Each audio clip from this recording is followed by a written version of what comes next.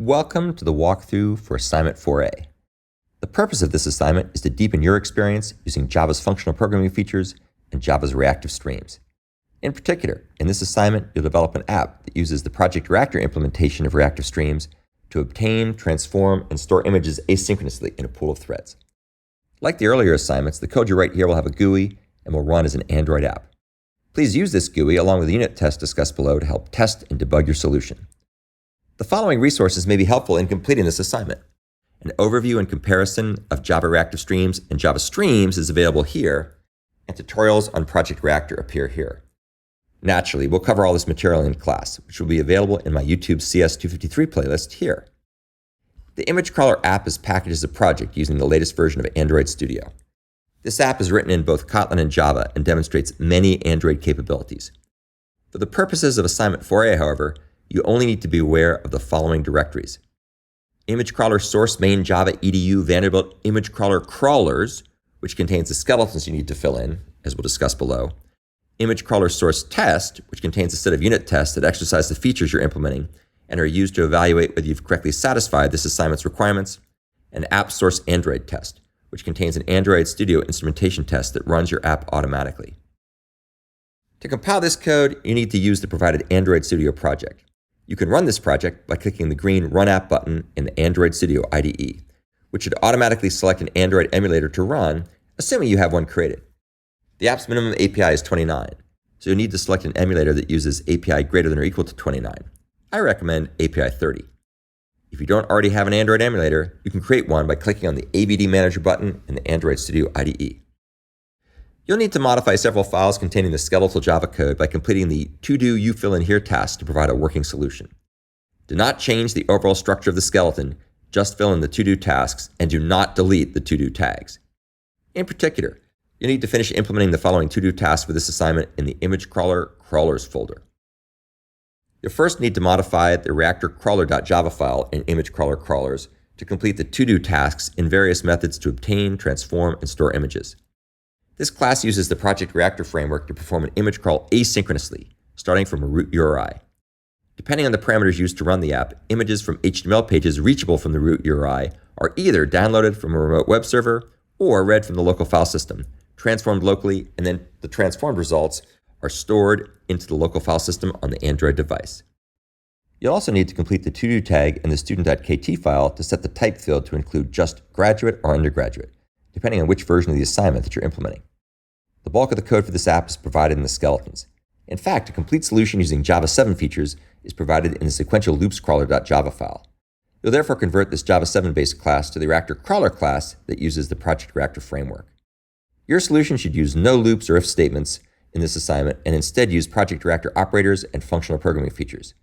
Your solution will be considered correct if it passes all the unit instrumentation tests, is commented thoroughly, and addresses my review comments.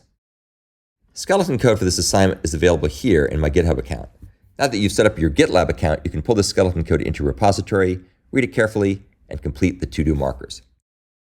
Unit tests in the Image Crawler source test Java edu Vanderbilt Image Crawler folder are provided to increase our confidence that your implementation is working as expected. You need to learn how to use the Android Studio GUI to run the unit test locally on your computer, as described here. As usual, testing only demonstrates the presence of bugs, not their absence, so don't rely solely on the unit test to detect problems in your code. Assignment 4A is a bit more complicated than the previous assignments.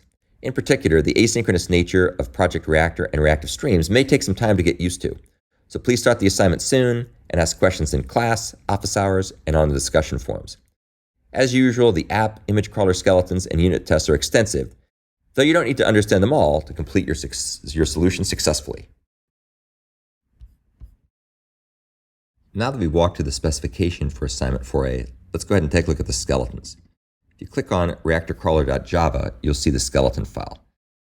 This class uses Project Reactor Flux and monoreactive types to perform a concurrent image crawl starting from a root URI.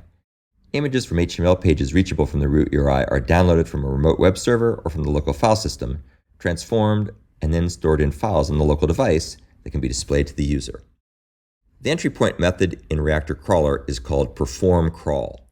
And this particular method will call the crawl page async helper method to perform the crawl asynchronously, and then obtain a count of the number of images downloaded and processed, wait until all the processing is done, and return the result as an int value. If any error or exception is encountered, return 0. And here's kind of a summary of the things to do in the comments below. The crawl page async method takes a page URI and a depth, and it will return a flux stream of images from this page and all the pages that are linked recursively from it. It returns an empty flux if the depth limit of the web crawling is reached or if the page URI has already been visited. This method should use flux operators like just, filter, map, and flat map. And this latter operator should call the helper method images on page and page links async. You can see some of the steps here in the comments as well. Let's now take a look at images on page and page links async, which takes a page and a depth. And this method returns a flux stream consisting of all images on this page and any pages that are linked on it. This method should call the images on page links and images on page helper methods and use flux operators merge with and subscribe on to merge all the images into a single flux stream via a parallel scheduler. The images on page links async method takes a page and a depth and creates and returns a flux stream consisting of images that have been downloaded and transformed. This method should use the crawl page async helper method and call it recursively, and use flux operators like from iterable, flat map, and subscribe on to perform the processing on the parallel scheduler. And again, I've kind of outlined the steps here. The images on page async method is another helper method that's taken and just given a page, and it creates and returns a flux stream for this page using the flat map concurrency idiom.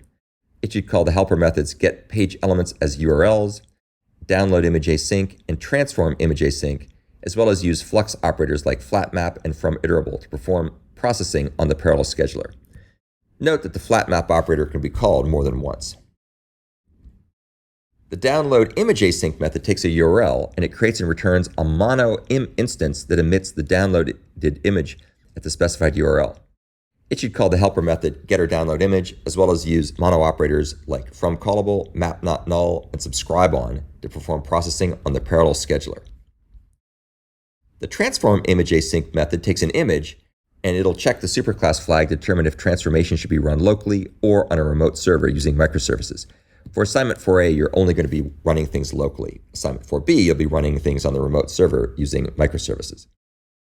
Therefore, the last real method we're going to look at is called transform image locally, which takes an image, and this will process the transforms locally and return a flux stream of transformed images. This method should call the create new cache item and apply transform helper methods, as well as use flux operators like from iterable, filter, and map not null. And you can see kind of the steps that you could do here in the comments. And then finally, we have the transform image remotely method. This will not be done for assignment 4A. We will complete this method in assignment 4B. Now that we've walked through the specification and skeletons, it's time to run the unit tests. As usual, we'll come down here and do a right click on run tests in EDU, which will go ahead and instantiate all the tests. As you can imagine, we've got quite a number of tests to run at this point since all the tests are cumulative. So we're running all the tests that are part of the original sequential streams crawler, the parallel streams crawler, the completable future streams crawler, as well, of course, for the reactive streams crawler that we're doing for assignment 4A. So if all goes well, you should have lots of tests pass. You can see here that we do, in fact, have lots of tests pass. And so that gives us a good, warm, fuzzy feeling that everything's working as expected.